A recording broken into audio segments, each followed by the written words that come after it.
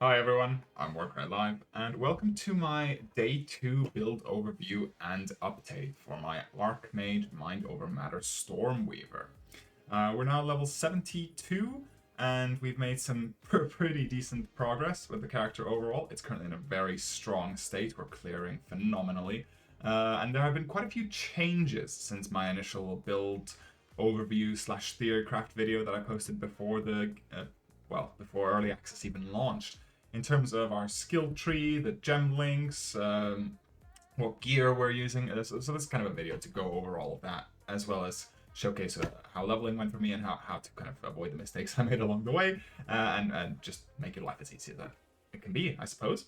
So getting right into it, the biggest difference is that Arc is no longer our main skill plan for the build.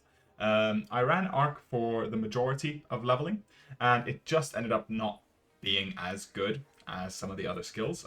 One being Ball Lightning, which was quite fun to use, but the nature of the slow traveling projectiles wasn't really fit for me personally, but it's still quite strong. I personally liked Spark a lot more.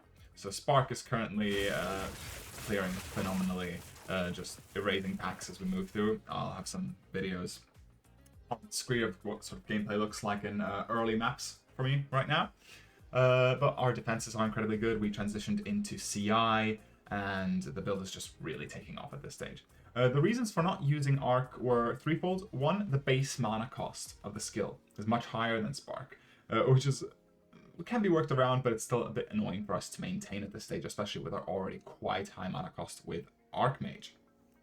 Secondly, the chain between mobs is slow. It's incredibly slow in PoE 2 compared to 1. I'm not sure why they made that change, but it just doesn't feel as nice, and the clear is quite clunky, unlike a sort of piercing 20 million spark projectiles, for example.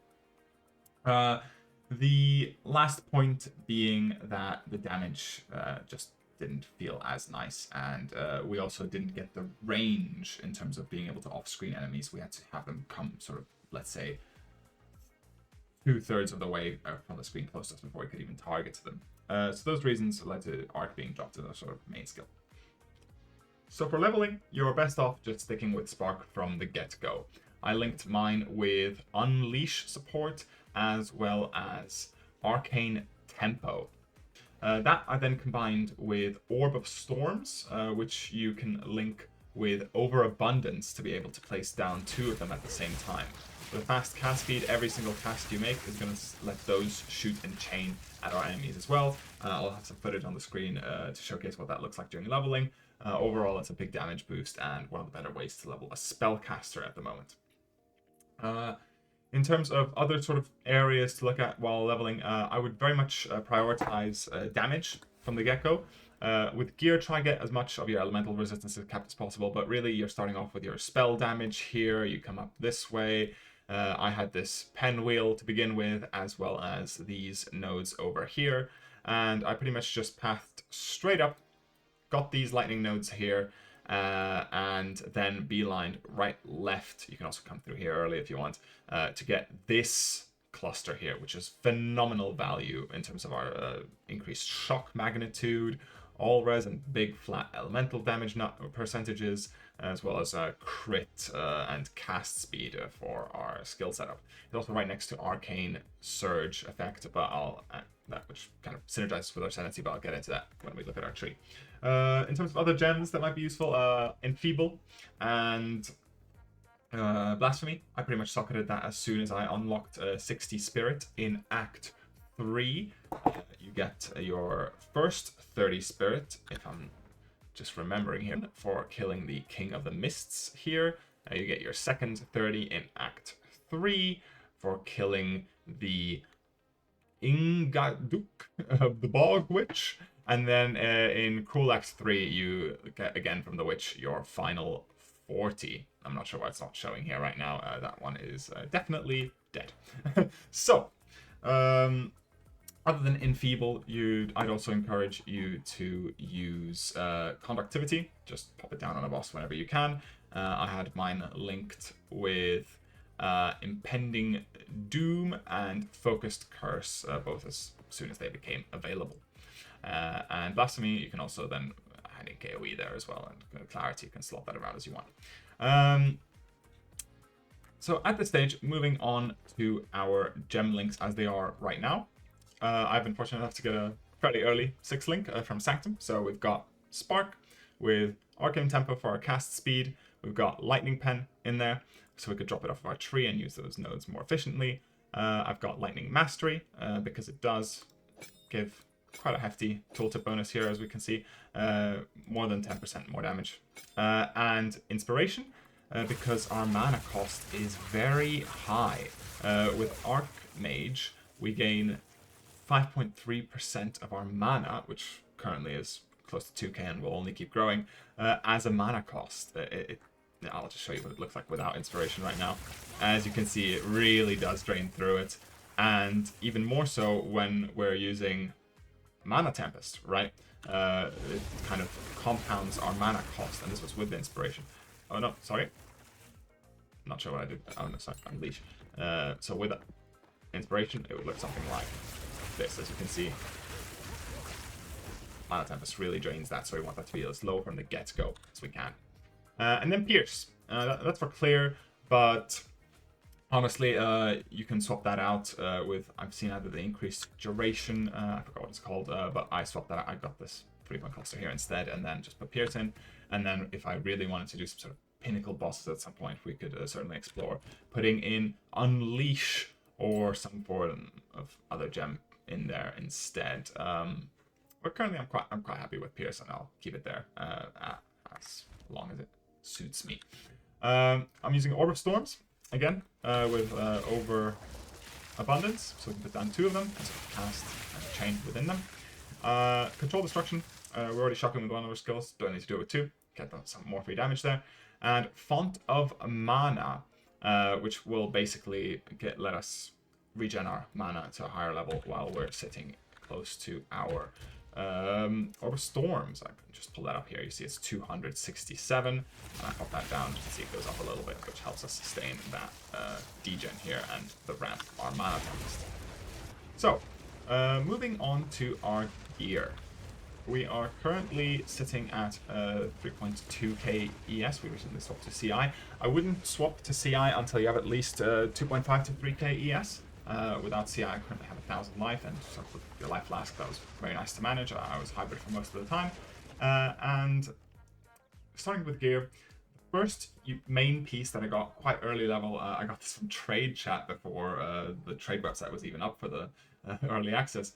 I got this for, I think, 3 exalts at the time. 50% of damage taken recouped his mana, which is insane. We already get 26% recoup his mana from our skill tree, so to have 50% is really notable. Whether this will be our sort of end game best in slot, questionable, but for early to mid game, especially on a sort of early on into the early access, a lot of earlies there, this behaves phenomenally because we have Mind Over Matter, so we do get chunked quite a bit when we're in sort of packs, and this just gives us that one extra little source of regen, often going into almost matching what our normal regen would look like at the time. It also gives some nice flat mana and all res, which never hurts. The next notable piece that I want to showcase is a Cloak of Flame. We have 40% of Fizz taken as fire damage, which really helps us with our defenses. So elemental resistances, there are plenty of ways to get max reses. There are some soul cores that you can socket into your gear. I currently just have mana, but you can socket soul cores for plus max res on elemental, and you can get it from the passive tree, which we eventually will as well. But that Fizz and that Chaos are really our biggest sources of worry, must I say. Well, Chaos not anymore because we went CI, so we're immune, and Fizz, we're converting 40% of it, and hopefully in the future sort of a bit more, into elemental, or in this case fire damage, which is particularly strong with our Ascendancy node. 40% of elemental damage taken recouped as energy shield. So this is an incredibly tanky synergy. It really helps us when we're in those large packs. Basically all the damage that we are able to take as a character currently gives us 40% or 20% if converted recoup, which is really, really, really strong. On top of that, we are using an Everlasting Gaze, probably the most expensive piece on this build at the moment. I think I bought mine for 17 exalts. Gain 28% of mana as extra maximum energy shield. And let me just show you real quick what happens when we take the amulet on and off to our total mana recovery per second. And right, so the amount of regen and flat mana that we get from this amulet on top of the ES pool, let me show you what happens here. ES 3.2, right? 1.9. Phenomenal defensive value from this amulet. Best in slot by far. Well, endgame, we don't know what the pinnacle drops are yet, but really, really strong unique. So now going through the rest of the gear one by one, we have a spell damage, lightning damage, plus to level wand. For leveling, you can use a staff or a wand as you want. Just get plus to lightning levels or spell levels, get some cast speed, get some general percent damage, and you'll be golden. I use the focus to get a bit more ES and a bit more crit, which is difficult to come by in PoE 2. It also has another source of sort of plus to levels. Got some mana on there and some resistances to kind of cap me off. Then I have, this is the only socket that I put a res rune into. Everything else is mana currently. And in the truly endgame version, we would probably put max res soul cores in there. I've got pretty lucky, exalting a fairly high ES pair of boots with some res, just standard energy shield, res, move speed. Same for the gloves, energy shield, mana, and res. And same thing for the helmet, just int, which is mana, flat mana, some res, and energy shield, really, wherever we could. Rings, again, mana is definitely a stat priority for us once we're in a position where we can buy our gear from the trade side and so forth. So I've got some res, rarity doesn't hurt, and mana there, and mana regen, and same thing for the other ring here. I'm definitely missing some charm slots here. I haven't really bothered to look into them yet because I haven't really felt the pain of that. It's definitely on my needed to-do list. I just had a bunch of things I wanted to do before that. Cool. Moving on to our passive tree. As you can just quickly, the small attribute nodes, I just by default put everything into int, and if I find myself in a situation where I need 5 strength more, for example, for an additional support gem or gear or whatnot, I'll just respec it. You don't need to respec everything else. You can kind of just speak to the vendor and change this to a dex one, for example. So I did that sort of on need basis.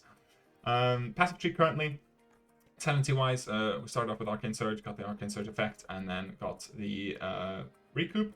Last node will be our double shock for even more damage. At this point, we are no longer grabbing the spell damage here. We're pathing through the mana regen. Got the mana regen down here, went up through here. Grabbed these nodes here for energy shield and stun threshold, more mana. I'll grab this with my next point, most likely. Grabbed some energy shield and int and mana down here. Went up, kind of dropped this area which we previously had. This was one of the sort of later clusters that I got here for more mana recovery. Straight up, got these here, lightning damage per int. These other nodes are actually quite decent. The magnitude of shock I'm definitely going to grab. I'm not sure whether this pen makes sense or not. I need to find a way to apply exposure and whether we're already at 0 or whether we're sort of trying to match at once there and not actually doubling up on the sort of penetration versus lowering the resistances there. So I'm not sure whether that's worth it. Got some crit here, just alongside some crit nodes down here will probably come next as well. And the duration, so we don't need to use the duration gem.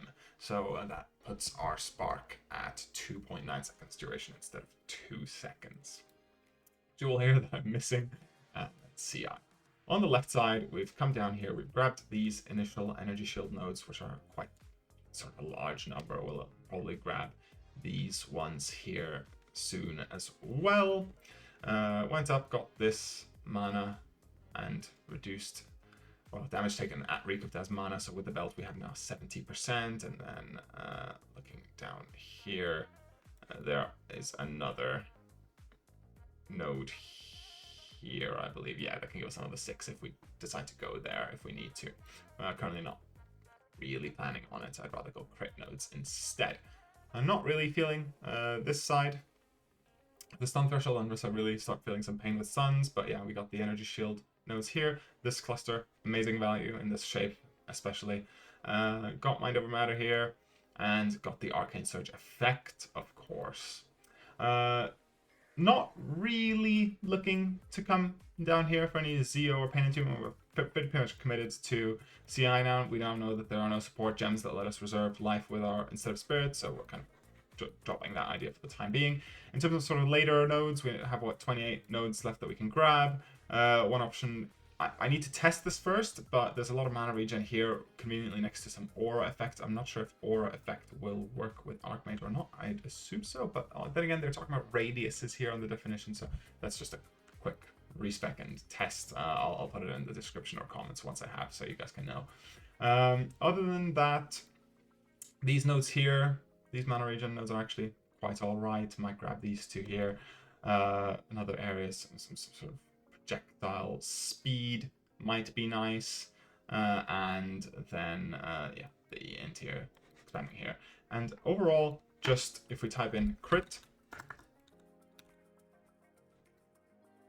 we can see that there are some clusters here that might be worth exploring. I recall there was one. Yeah, there's one up here, and there's another one over here, and that's not spell crit. Yeah, and then these nodes here as well, the sort of energy shield from equipped helmet, as well as stun recovery if stun becomes a problem, and more spell crit here, and down the middle, and recovery rate if we want. I'll probably grab this. There's some decent nodes here as well. Magnitude of shock. We'll see if that makes worth the long travel, but could be. And then overall, probably just, you know, get defenses, get energy shield.